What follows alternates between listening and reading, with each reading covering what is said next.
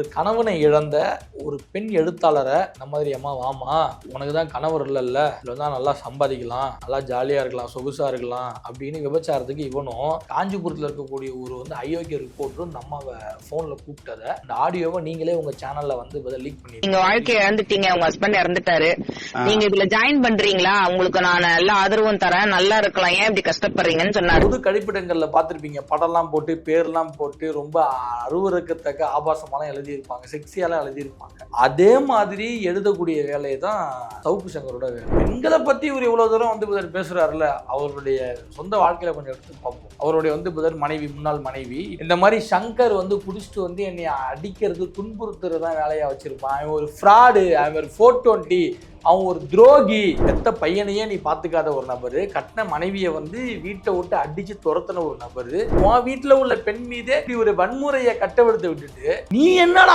பெண்களை பத்தி பேசுற. எனக்கு டெல்லிக்கு போயிருக்காங்க. காங்கிரஸோடைய மூத்த தலைவர் ஒருத்தர் இருக்காரு, அவர் பேர் இது சல்மான் குர்ஷித்னு சொல்லிட்டு, அவர்கிட்ட எங்கேயோ கெஞ்சி கதறி அப்பாயின்மெண்ட் வாங்கிட்டு போயிட்டான். அப்பாயின்மெண்ட் வாங்கிட்டு போயிட்டு இங்க பாத்துருக்காங்க, என்னடா புரோக்கர் பையமா இருக்கான்னு சொல்லி பாத்துருப்பாங்க போல. தமிழ்நாட்டுல பாஜகவை திரு எடப்பாடி பழனிசாமி அவர்கள் வெறி கொண்டு எதிர்த்து நிக்கிறாரு. தமிழ்நாட்டுல எடப்பாடி பழனிசாமியை விட்டா ஆளு கிடையாது பாஜகவை எதிர்க்க. நீங்க திமுகவை கல்வி விட்டுருங்க, 40க்கு 40 அடிச்சிடலாம் அப்படின்னு சொல்லிட்டு டக்கு டக்குன்னு சொல்லிருக்காங்க. என்னடா சொல்றாங்க கேட்டுட்டு சிரிச்சு சேர்த்தம்பி கிளம்பு தம்பி. அன்றைய காலகட்டத்திலே இங்க இருக்கக்கூடிய எல்லா யூடியூபர்ஸ்க்கும் மீடியா பர்சன்ஸுக்கும் கால் பண்ணி, யாரு இந்த சவுக் என்கிற சாவர்கர் சரக்கு சங்கரே கால் பண்ணி, யூடியூப் ரூட்டர்ஸ் அவன் ஒரு முஸ்லீம், அவன் அதனாலதான் இந்த மாதிரி தில்லை நடராஜரை பத்தி தப்பா பேசியிருக்கான், அவன் பேரு மைனர் வீரமணி இல்ல, அவன் பேரு முகமது அப்படின்னு கிளப்பி விட சொன்னானா இல்லையா? இது உண்மை. இது யாராட்ட பேசினாலும் நமக்கு தெரியும். இதற்கான சோர்ஸும் நம்ம கிட்ட இருக்கு. பாஜகட்டையும் காசு வாங்கி அவங்களுக்கும் கத்துற, அதிமுக காசு வாங்கி அவங்களுக்கும் கத்துற, அடுத்தது போலீஸ் உளவுத்துறை இவங்க கிட்ட காசு வாங்கிக்கிட்டு அங்க உனக்கு வேண்டப்பட்டவங்களுக்கு ஏத்த மாதிரியும் பேசுற. இப்படி சுத்தி பாத்தீங்க அப்படின்னா நாரும் அப்படி நாரும் எப்படிதான் அவன் வாழ்றான்னு தெரியல. சத்தியமா நீ தெரியல, நீ எப்பதான்டா, நீ என்ன ஜென்மண்டா நீனு. ட்ரைப்ஸ் பார்வையாளர்களுக்கு வணக்கம். இன்று நம்மோடு சமூக செயல்பாட்டாளர் திரு சத்யபிரபு செல்வராஜ் அவர்கள் இணைந்துள்ளார். வாருங்கள் அவரோடு பேசலாம். தோழர் வணக்கம். அதாவது சவுக்கு சங்கர் ஒரு 2 நாளைக்கு முன்னாடி இணைய கூலிப்படை, அவங்க பின்னாடி உளவுத்துறை இருக்குது, தொடர்ந்து என்னை டார்கெட் செய்கிறாங்க அப்படின்ற விஷயங்களெல்லாம் அவருடைய சேனலில் சவுக்கு சங்கர் பேசியிருந்தார். அது குறித்து தான் உங்கள்கிட்ட கேட்கலான் இருக்கிறோம். குறிப்பாக யூடியூப் ரூட்டர்ஸ் போன்றவர்கள், திமுக திராவிட இயக்க ஆதரவாளர்கள், இவர்களுக்கு வேலையே சவுக்கு சங்கர் என்ன ஜட்டி போடுறாரு, என்ன சாப்பிட்டாரு, ஊறுகாய் தொட்டுக்கிட்டாரா இல்லையா அப்படின்னு இதை ஆராய்ச்சி பண்ணுறது, ஆபாசமாக பேசுறது, இதுதான் இவர்களுடைய வேலையாக இருக்கிறது அப்படின்ற ஒரு குற்றச்சாட்டை சவுக்கு சங்கர் சொல்லிருக்கிறாரு. இது குறித்து உங்களுடைய கருத்து என்ன? அதாவது சவுக்கு சங்கர் என்கிற சாவர்கர் சங்கர் பண்ற வேலைய மற்றவங்க பண்றதா சொல்றாரு. நான் அப்படிதான் பாக்குறேன். சரி, இப்ப சவுக்கு சங்கர் என்ன ஜட்டி போடுறாரு, அவன் ஆபீஸ்ல வேலை பார்க்குறவன் என்ன ஜட்டி போடுறாங்கன்னு பாக்குற வேலையை எனக்கு தெரிஞ்சு யாரும் பார்க்கல. ஆனா இவன் தானே யார் என்ன பண்ணிக்கிட்டு இருக்கா, யார் யார்கிட்ட பேசுறா, எங்க டெண்டர் இதாகுது, யார் யார் காசு கொடுக்குறா முதற்கொண்டு பார்த்தது மட்டும் இல்லாம அவங்களுக்கு ஃபோன் போட்டு இதை நான் பேசிடுவேன், இதை நான் வெளியே கொண்டு வந்துடுவேன், எனக்கு காசு கொடு, இல்லைனா நான் ஏதாவது பார்த்து பண்ணிடுவேன், நமக்குள்ள ஒரு பேச்சுவார்த்தை முடிச்சுக்கலான்னு பேசுறது யார்? அவன் தானே. இது சம்பந்தமா ஆடியோக்கள்லாம் வெளியே வந்திருக்கா இல்லையா? ஒன்று. அடுத்தது, இப்போ நீங்க சொன்னீங்க இந்த மாதிரி இவர் என்ன கலர் ஜட்டி போடுறாரு, அதுக்கு அதாவது பாருங்களேன், ஒரு உவமைப்படுத்துறதுக்கு கூட அவனுக்கு புத்தி அங்கதான் போகுது, ஜட்டிக்கிட்டு தான் போகுது. ஒண்ணு. அடுத்தது, இவன் பேச, அவனை அந்த பக்கத்துல உட்காந்து 2 பேர் பேட்டி எடுக்க, இவங்க ஊத, அவன் ஆட, இவன் காமெடியே பண்ணல, அதுக்கு அவங்க சிரிக்க, அவன் ஒண்ணு சொல்ல இவன் ஒண்ணு சிரிக்க, அது நானும் பார்த்தேன். அடுத்தது அது நீங்க பார்த்துருப்பீங்க, இந்த மாதிரி எதுவா இருந்தாலும் காலுக்கு, அதாவது பெண்களுடைய காலுக்கு இடையில தான் அவனுக்கு நிற்பானுங்க. சரி, அந்த அளவுக்கு பெண்கள் மேல இவருக்கு ஒரு நல்ல எண்ணங்கள் இருக்கு. ஒரு 10 வருஷத்துக்கு முன்னாடிலாம் பார்த்தீங்க அப்படின்னா சாவர்கர் சங்கர் எப்படிப்பட்ட பத்திரிகையாளர், ஆக்சுவலாக பத்திரிகையாளர்லாம் இல்லை, ஏதோ வெப்பில் எழுதிட்டு இருந்திருக்கான். வெப்பில் எழுதிட்டு இருக்கு, எப்படி எழுதியிருக்கான் அப்படின்னா, அதாவது பெண்களை எந்த அளவுக்கு ஆபாசமா எழுத முடியுமோ அந்த அளவுக்கு எழுதியிருக்கான். அது யார, எந்த பெண்களை? அதாவது பத்திரிகை துறையில் இருக்கக்கூடிய பெண்கள், எஸ்வி சேகருக்கு முன்னாடியே நீங்க பார்த்துருப்பீங்க, பொது கழிப்பிடங்கள்லாம் இருக்கும், பஸ் ஸ்டாண்ட்ல இருக்கும் பொது கழிப்பிடங்கள். அந்த பொது கழிப்பிடங்கள்ல பார்த்துருப்பீங்க, படம்லாம் போட்டு பேர்லாம் போட்டு ரொம்ப அருவருக்கத்தக்க ஆபாசமாலாம் எழுதியிருப்பாங்க, செக்ஸியாலாம் எழுதியிருப்பாங்க. அதே மாதிரி எழுதக்கூடிய வேலை தான் சவுக்கு சங்கரோட வேலை. இது வந்து பார்த்தா சவுக்கு சங்கர் இது நாள் வரைக்கும் யார் யாரெல்லாம் வந்து ஃபாலோ பண்றாங்களோ அவங்களுக்கு தெரியும் சவுக்கு சங்கர் எப்படிப்பட்ட எழுத்தாளர் அப்படின்னு. அவரு அது அறம் சீற்றமான எழுத்தாளரா இல்ல சில அங்கங்களை வந்து விமர்சனம் பண்ணக்கூடிய எழுத்தாளராங்கிறது எல்லாத்துக்குமே தெரியும். ஒண்ணு. அடுத்தது அப்படி ஏதாவது எழுதியிருக்காரா? ஆமா பிரதர். இப்ப வந்து சமீபத்துல கூட ஒரு வந்து பிரதர் பெண் பத்திரிகையாளரை வந்து தவறா எழுதி அந்த கேஸ் ரொம்ப ஸ்ட்ராங் ஆகி அப்புறம் அங்கேயே பேசி ஆஃப் பண்ற வேலையெல்லாம் அவன் பார்த்தான். ஒண்ணு. அடுத்தது இந்த பெண் 5 பேர் கூட இருந்தாங்க. அதாவது ஒரு வந்து பிரதர் பெண் பத்திரிகையாளரை போட்டு இவர் கூட 5 பேர் தொடர்பு. இதெல்லாம் பாத்ரூம்ல கூட இந்த அளவுக்கு வந்து கேவலமா எழுத மாட்டாங்க. அந்த அளவுக்குலாம் எழுதுனான். ஒண்ணு. அடுத்தது பெண்களை பத்தி இவர் இவ்வளவு தூரம் வந்து பிரதர் பேசுறாருல்ல, அவருடைய சொந்த வாழ்க்கையில கொஞ்சம் எடுத்து பார்ப்போம். அவருடைய வந்து பிரதர் மனைவி, முன்னாள் மனைவி, இப்ப அவங்க வந்து அவர் கூட கிடையாது. அதாவது அவங்க இந்த ஆளை பத்தி சமூக வலைதளங்கள்ல எழுதுனதை பத்தி பார்த்தாலே நமக்கு தெரியும். இந்த மாதிரி சங்கர் வந்து குடிச்சிட்டு வந்து என்னை அடிக்கிறது, துன்புறுத்துறது தான் வேலையா வச்சிருப்பான். அவன் ஒரு ஃப்ராடு, அவன் ஒரு 420, அவன் ஒரு துரோகி, அவன் ஒரு வந்து இன்னும் சொல்ல போனா சுயநலவாத துரோகி அவன். நான் சொல்லல, அவர் கூட வாழ்ந்த மனைவி சொன்னாங்க. இவன் பேச்சை கேட்டு வீட்டை விட்டு வந்து நாங்க வந்து பதிவு திருமணம் செஞ்சுக்கிட்டோம். ஒரே வருஷத்துல இவனை விட்டு நான் பிரிய வேண்டிய சூழலுக்கு நான் தள்ளப்பட்டேன். குழந்தை இருக்கு. ஆமா, பையன் இருக்கான். அது மட்டும் இல்லாம இவங்களுடைய சர்டிபிகேட்ஸ் எல்லாம் இவன் வாங்கி வச்சுக்கிட்டு கொடுக்க முடியாது, உன்னால முடிஞ்சதை பார்த்துக்குன்னு சொல்லி அலைய விட்டுருக்கான். அப்புறம் இவங்களுடைய ஸ்கூல் சர்டிபிகேட், காலேஜ் சர்டிபிகேட்லாம் இவங்க அலைஞ்சி திரிஞ்சு ஒவ்வொரு டிபார்ட்மெண்ட்டா ஒரு ஆஃபீஸா போய் திரும்ப இந்த எல்லா சர்டிபிகேட்ஸையும் வாங்கியிருக்காங்க. வாங்கிட்டு இவங்க வந்து பிரதர் வழக்கறிஞரா பதிவு செஞ்சு ஒரு 6 மாசம் கழிச்சு எந்த சர்டிபிகேட் என்கிட்ட இல்லைன்னு சொன்னானோ அந்த சர்டிபிகேட்டை நக்கலா சிரிச்சு கொடுத்து அமைச்சிருக்கான். வந்து என்கிட்ட தான் இருக்கு வாங்கி அப்படின்னு. இப்ப அவங்க வந்து எல்லாமே வாங்கிட்டாங்க. அவங்களுக்கு எப்ப தேவைப்பட்டுச்சா அப்ப கொடுக்கல. ஆனா அவங்கள ஒரு 5-6 மாசம் வந்து இது அலைக்கடியை விட்டு மன உளைச்சலுக்கு ஆளாக்கி அந்த சர்டிபிகேட்லாம் அவங்க வந்து திரும்ப வாங்கின பிறகு வந்து கொடுத்து விட்டுருக்கான். அப்ப எவ்வளவு பெரிய சாடிஸ்ட் வேணும். அடுத்தது பெத்த பையனுக்கு 40,000 ரூபாய் சம்பளம் வாங்குறான், மாசம் 2,000 ரூபாய் மெயின்டெனன்ஸுக்கு கூட இவன் கொடுக்க மாட்டான். அதாவது கேட்டும் இவன் வந்து இல்லைன்னு சொல்லிட்டான். ஆனா இப்பதான் ஏதோ வந்து பையன் கிட்ட வந்து வரான், பேச ஆரம்பிச்சாரு. இதுக்கு முன்னாடிலாம் வந்து இது பையனை பார்த்தா திட்டுவான். அப்படி பெத்த பையனையே நீ பார்த்துக்காத ஒரு நபரு, கட்டின மனைவியை வந்து வீட்டை விட்டு அடிச்சு துரத்தின ஒரு நபரு, இப்படிப்பட்ட ஒரு வந்து பெண்கள் மீதான வன்முறையை, அதுவும் சொந்த வீட்டுல, அதாவது உன் வீட்டுல உள்ள பெண் மீதே இப்படி ஒரு வன்முறையை கட்டவிழ்த்து விட்டுட்டு நீ என்னடா பெண்களை பத்தி பேசுற? எனக்கு அதுதான் ரொம்ப இது எப்படி சொல்றதுன்னா ரொம்ப கேவலமா இருக்கு. காரணம் என்னன்னா இவன் என்னதான் பேசினாலும் இவனுடைய பேச்சை பார்க்கறதுக்குன்னு ஒரு வந்து இது குறிப்பிட்ட ஆடியன்ஸ் இருக்காங்களே, அதுதான் இவனை பேச வைக்குது. அடுத்தது இந்த எடப்பாடி போன்றவர்கள்லாம், இந்த அண்ணாமலை போன்றவர்கள்லாம் இவனுக்கு காசை கொட்டி கொடுக்குறாங்களே, அதுதான் இவனை இந்த மாதிரிலாம் வந்து இது பேச வைக்குது. அதனால பெண்களை பத்தி பேசுறதுக்கு இவனுக்கு எந்த தகுதியும் இல்லைன்னு சொல்ல வருவேன் நான். இப்ப இதுல வந்து அவர் எங்க போறார் வரார் அப்படின்றதெல்லாம் வந்து ஆய்வு பண்றாங்க அப்படின்னு சொல்லி அதிருப்தி ஆகுறாரு. குறிப்பா யூடியூப் ரூட்டர்ஸ் போட்ட பதிவு, அவருக்கு அந்த விஷயத்த சொன்னதே வந்து தமிழ்நாடு உளவுத்துறை தான் வந்து சொல்லிருக்கிறாங்க. செந்தில்வேலனும் காவல்துறை அதிகாரி சரவணன், இவங்க 2 பேர் தான் வந்து இவரை பின்னாடி இருந்து இயக்குறாங்க. அதுக்கு முன்னாடி நாள் வீடியோ போட்டு என்னையும் மைனரையும் வந்து இயக்குறது இவங்க 2 பேர் தான் அப்படின்னு சொன்னாப்புல. இந்த வீடியோல குறிப்பா இந்த விஷயத்த வந்து சொல்லி இருக்கிறாப்புல. அப்படி என்ன விஷயத்த மைனர் சொன்னாரு? ஏன் இவ்வளவு சவுக்கு சங்கர் பதட்டமாகறாரு? பிரதர், அதுக்கு முன்னாடி ஒன்று சொல்லிடுவோம். நம்ம தமிழ்நாட்டுடைய உளவுத்துறையில வந்து டிஜிபியா இருந்த டேவிட்சன் தேவாசிர்வாதம் தான் இதுக்கு முன்னாடி பேசிட்டு இருந்தான். இவர் தான் அதுக்கு காரணம், இவர் தான் அதுக்கு பின்னணி, இவர் தான் இவங்களை வந்து இயக்குறாரு, இவர் தான் உங்களுக்கு எல்லாமே பண்றாருன்னு சொல்லிட்டு இருந்தான். இப்ப அவர் அந்த இடத்துல இல்லைங்கவும் அதுக்கு அடுத்தபடியா இருக்கிறது இவங்க வந்து 2 பேர் தான். ஒன்னு செந்தில்வேலன் இருக்காரு, அவர் வந்து இன்டெலிஜென்ஸ்க்கு வந்து ஐஜியா இருக்காரு. அடுத்தது டிஐஜி கிடையாது. அடுத்து வந்து இது எஸ்பியா யார் இருக்காருன்னா சரவணன் இருக்காரு. இப்ப அவர் இல்லாததுனால இவங்களுடைய வந்து 2 பேர் எடுத்து வச்சுக்கிட்டான், அவ்வளவுதான். ஒண்ணு. அடுத்தது இவன் வந்து டெல்லிக்கு போயிருக்கான் போல. டெல்லிக்கு போயிட்டு எங்க போயிருக்கான்னு பாருங்க. டெல்லியில வந்து இந்தியா கூட்டணி இருக்குல்ல, அதன் சார்பா பேசுறதுக்காக இவனுக்கு அங்க என்ன வேலை? கூட்டணியில பேசுறதுக்கு என்ன வேலை? காங்கிரஸோடைய மூத்த தலைவர் ஒருத்தர் இருக்காரு, அவர் பேர் வந்து இது சல்மான் குர்ஷித்னு சொல்லிட்டு, அவர்கிட்ட எங்கேயோ கெஞ்சி கதறி அப்பாயின்மெண்ட் வாங்கிட்டு போயிட்டான். அப்பாயின்மெண்ட் வாங்கிட்டு போயிட்டு இவன் பார்த்துருக்காங்க, இவன் என்னடா புரோக்கர் பையன் மாதிரி இருக்கான்னு சொல்லி பார்த்துருப்பாங்க போல. இவனும் உள்ள போயிருக்கான். இந்த மாதிரி எங்க தமிழ்நாட்டுல பாஜகவை வந்து திரு எடப்பாடி பழனிசாமி அவர்கள் வந்து வெறி கொண்டு எதிர்த்து நிக்கிறாரு. இவன் எப்படி எனக்கு கால் வலிக்குது, நான் அதனால ராமர் கோயிலுக்கு போலன்னு சொன்னதுலாமாடா ஒரு எதிர்ப்பு.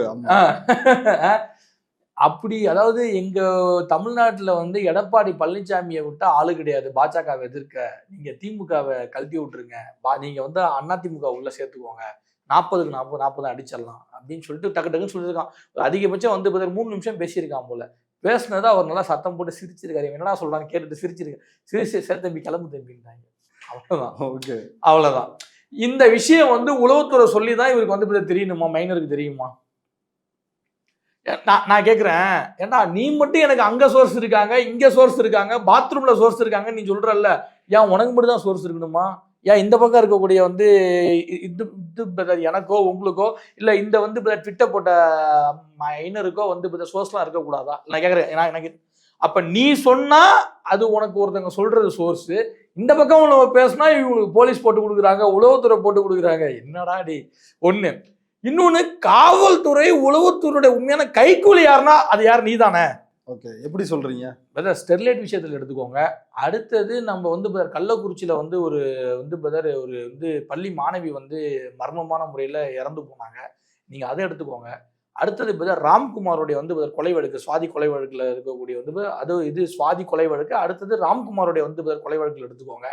இது இப்ப வந்து சமீபத்தில் எடுத்துக்கோங்க. ஒரு அப்பாவி விவசாயிகள் வந்து இப்ப வந்து நீங்க கூட நேர்ல போனீங்க, அந்த இடி டிபார்ட்மெண்டால எந்த அளவுக்கு வந்து பாதிக்கப்பட்ட இந்த எல்லாத்துலயுமே எடுத்துக்கோங்களேன். இவன் இங்க எங்கேயாவது மக்கள் பக்கம் நின்றுருக்கானா? ஒரு இடத்துல நின்றுருக்கானா மக்கள் பக்கத்துல?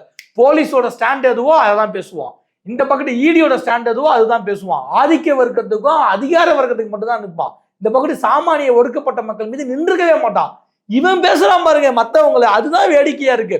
காவல்துறை, உளவுத்துறை, அமலாக்கத்துறையோடைய உண்மையான கைக்கூலி இவன் தான். இந்த இடி விவகாரத்தை நான் தான் வந்து அம்பலப்படுத்தினேன் அப்படின்னு சவுக்கு சங்கர் வந்து சொல்றாரு. இன்னும் குறிப்பா சமீபத்துல கொடுத்த ஒரு பேட்டியில இதை இடி இப்படி இந்த கேஸை கைவிட்டு போவாங்க, இதுல முகாந்திரமே இல்லைன்னு நான் அப்பவே சொன்னேனே, வேற என்ன பண்ணுவாங்க இடி அப்படின்னும் சவுக்கு சங்கர் பேசியிருந்தாரு. இதை நீங்க கேட்குற கேள்விக்கு பதில நீங்களே சொல்லிட்டீங்க. இதுல என்ன நம்ம என்ன பேசுறது? எனக்கு இவனை பத்தி பேசுறதுக்கே கேவலமா இருக்கு, வாயெல்லாம் வலிக்குது. ஏதாவது முதல்ல வந்து பாதிக்கப்பட்ட விவசாயிகளை வந்து நீ என்ன சொல்ற, காட்டுரிமையெல்லாம் அடிச்சு கொண்டுட்டாங்க, இவங்கெல்லாம் விவசாயிகளே கிடையாது, இவங்கெல்லாம் அமைச்சர்களுடைய கைக்கூலிகள், அமைச்சர்களுடைய பினாமிகள் இவங்கெல்லாம் சொன்னான். அடுத்து இப்ப என்ன சொல்றான், அந்த வழக்குல வந்து ப்ரொசீடிங்ஸே இல்ல, முகாந்திரமே இல்ல, அதனால ஈடி இந்த வழக்கை விட்டுருன்னு எனக்கு அப்பவே தெரியும். எவ்வளவு கேவலமா இருக்கான் பாருங்க. இதுதான் இந்த அவனுடைய வந்து ஸ்டேட்மெண்ட்டை வச்சே சொல்ற, இது வரைக்கும் நடந்த எங்கேயுமே அவன் இந்த பக்கம் நின்னதே கிடையாது, இந்த பக்கம் தான் நின்று இருக்கான்.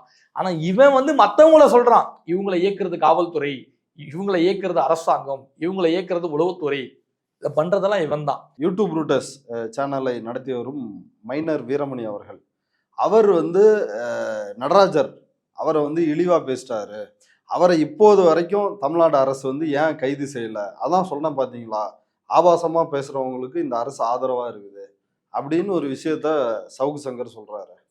பிரதர் சரிங்க பிரதர், அதாவது அம்பேத்கர் வந்து இந்து மதத்தின் புதிர்கள் அப்படின்னு சொல்லிட்டு ஒரு நூல்ல கிருஷ்ண, ராம, சிவன் இப்படிப்பட்டவங்க எல்லாம் புராணத்துல எப்படிலாம் சொல்லியிருக்கானுங்க. நீங்க வந்து இவனுங்களெல்லாம் புனிதம் நினைச்சு கும்பிட்டுட்டு இருக்கீங்க. ஆனா இப்படிப்பட்ட கதாபாத்திரங்களை புராணத்துல வந்து அதாவது எப்படி வச்சிருக்காங்க, சொல்லி வச்சிருக்காங்க அப்படிங்கிறத புட்டு புட்டு வச்சு கழுவி ஊத்தி இருக்காரு. இன்னைக்கு அந்த அம்பேத்கரே இருந்தால் கூட அம்பேத்கரை கைது பண்ணணும் உள்ள வைக்கணும்னு சொல்லுவான், உன் கண்டிப்பா சொல்லுவான். அது போல மைனர் வந்து தில்லை நடராஜர் வந்து காலை தூக்கிக்கிட்டு காமிச்சாருன்னு மைனரா சொல்லல. அவர் சொன்னது வந்து இன்னொருத்தங்க சொன்னதை இப்படி அந்த வந்து புராணத்துல, அந்த புத்தகத்துல புராணத்துல நூல்ல இருக்கு, இதை நாங்க சொல்லலைங்க, இப்படிலாம் சொல்லியிருக்காங்க அப்படின்னு இவர் வந்து ஒரு எடுத்துக்காட்டுக்கு எடுத்து சொல்றாப்புல ஒன்னாச்சா.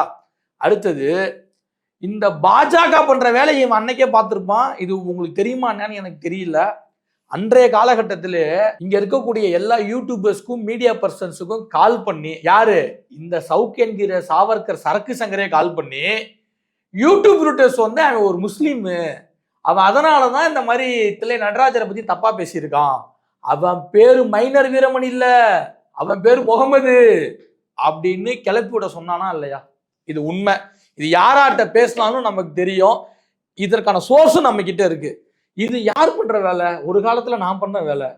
யார் பண்ண வேலை? பாஜக பண்ற வேலை, ஆர்எஸ்எஸ் பண்ற வேலை. அவரு இந்துவா முஸ்லீமா கிறிஸ்டியனாங்கிறது நம்ம பிரச்சனை இல்லை. ஆனா அவர் சட்டப்படி பிறப்பால் முஸ்லீம் கிடையாது. அதானே உண்மை. அவருக்கு கடவுள் நம்பிக்கை இல்லாம இருக்கலாம், ஆனா சட்டப்படி அவர் வந்து ஹிந்து. அதானே உண்மை. அப்ப ஒருத்தர் வந்து இப்ப ஹிந்துவா பிறந்திருக்க, சட்டப்படி சொல்றேன், சட்டப்படி இந்துவா பிறந்திருக்காரு. அவருக்கும் இஸ்லாத்துக்கும் சம்பந்தம் இல்லை. இவன் சொல்ற பேருக்கும் அவருக்கும் சம்பந்தம் கிடையாது. ஆனா என்ன பண்றான் அந்த இடத்துல? இவர் முஸ்லீம், இவர் பேர் முகமது. எப்படி ஆர்எஸ்எஸ் நிறைய இடங்களை குண்டு வச்சுட்டு முஸ்லீம் பேரை கொண்டு பழி போட்டுச்சோ அதே வேலையை அன்னைக்கே பார்த்துருக்கான். அதான் உண்மை. எப்ப அதுல இருந்தே இவன் பாஜகவுக்கு சார்பானவனா, அதான் இது சார்பானவனா மாற ஆரம்பிச்சுதான்னு சொல்ல வரேன்.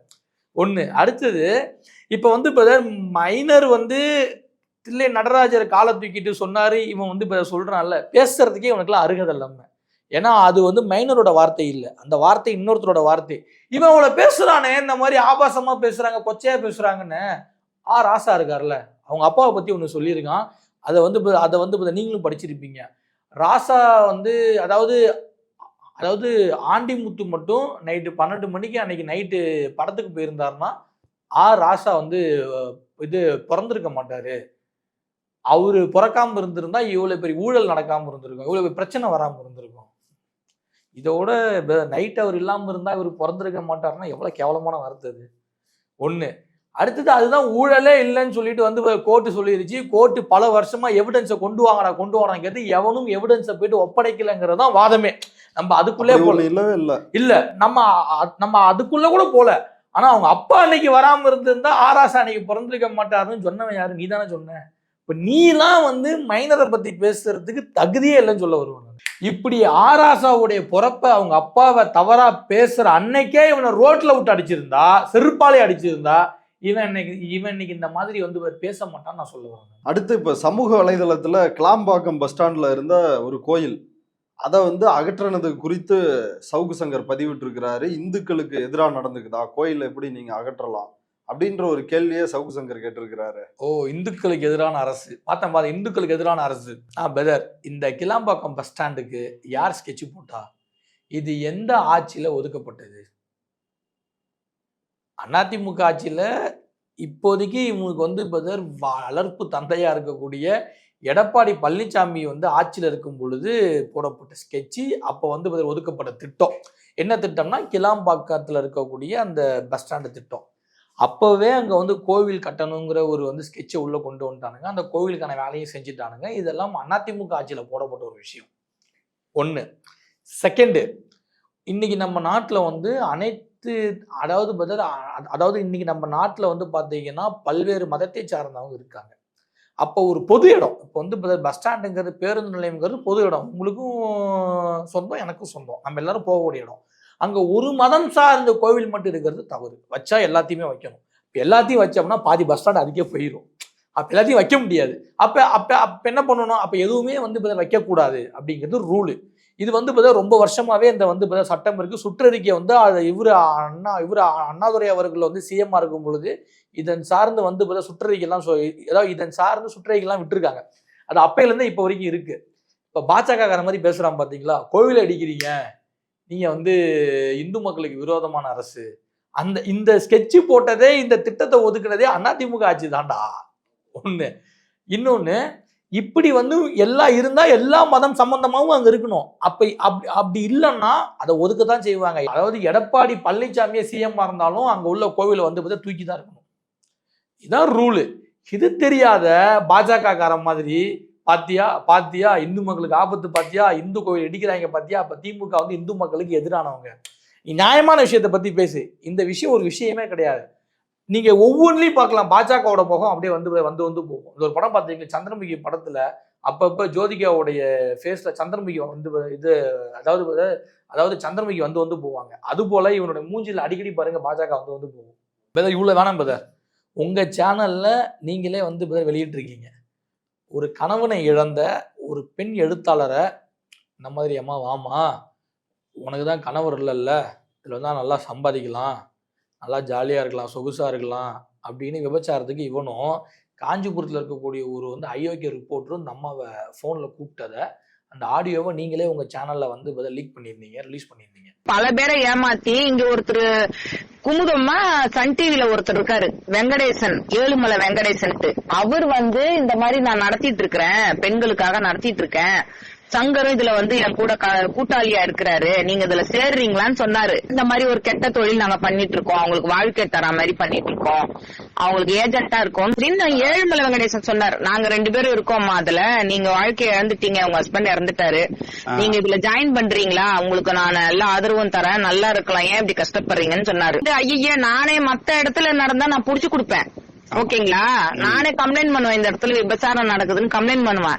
என்ன போய் நீங்க இப்படி சொல்றீங்களேன்னு சொல்லும்போது என்னம்மா பழைக்க தெரியாதுங்களா இருக்காங்களான்னு சொன்னாரு. அதோட கட் ஆயிடுச்சு, அவருக்கும் எனக்கும் பேச்சு கட் ஆயிடுச்சு. இப்படி பெண்களை அதாவது பெண்களை விபச்சாரத்துக்கு கூப்பிடுற அளவுக்கு ஒரு அயோக்கியவன் ஒண்ணு, கட்டின மனைவியை அடிச்சு துன்புறுத்தி வீட்டை விட்டு துரத்தக்கூடிய ஒரு அயோக்கியவன் 2. அடுத்தது இவன் எந்தெந்த ஸ்பால என்னென்ன வேலை பண்றான்னு முதற்கொண்டு எல்லாத்துக்கும் தெரியும்.